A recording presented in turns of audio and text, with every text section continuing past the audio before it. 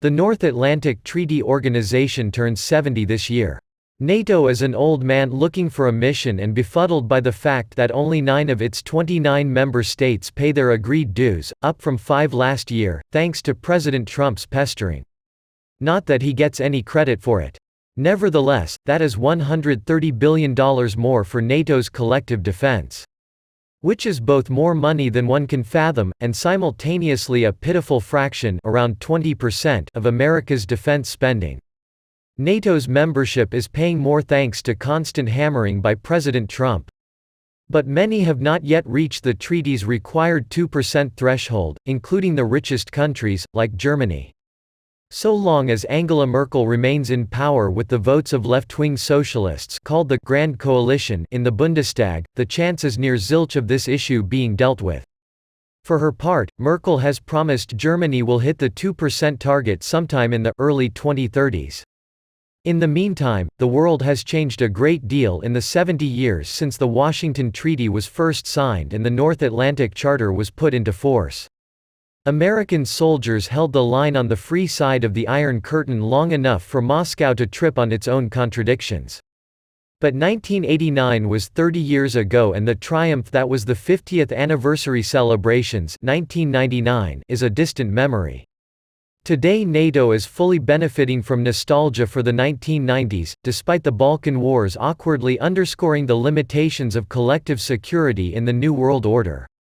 But this week's NATO summit is less of a celebration of the military achievements and the collapse of the Soviet Empire than it is a day of reckoning.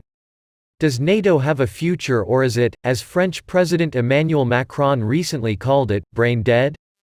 Merkel herself famously criticized NATO in the months after President Trump's inauguration in 2017 and backed Macron's version of a European army, widely seen as a threat to the alliance.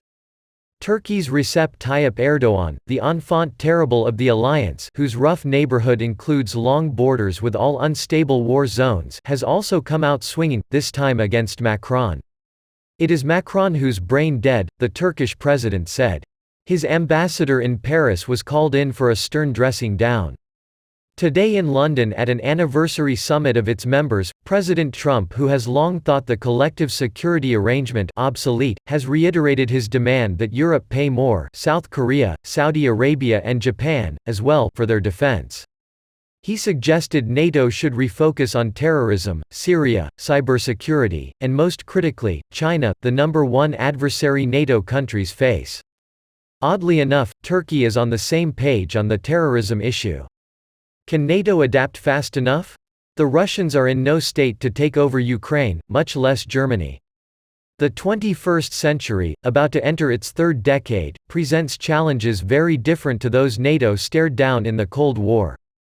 Out-of-area operations like the Bosnian Wars and Afghanistan have failed to provide a strategic rationale for the commitment required of America and even some European states.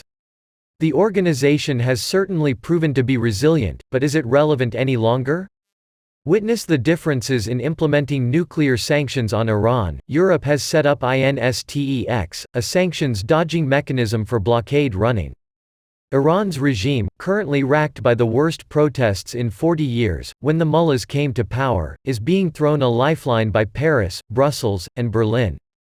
Why? As the strongest and most successful military alliance in history, at least it is according to its own Secretary-General, Jens Stoltenberg of Norway, the crux of the matter on this birthday is, does NATO have an ability to change significantly?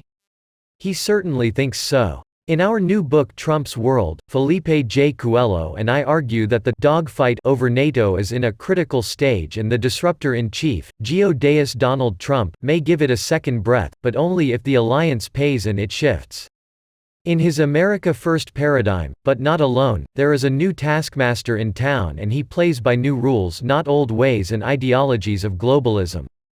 NATO survives and grows in strength thanks to one Donald J. Trump.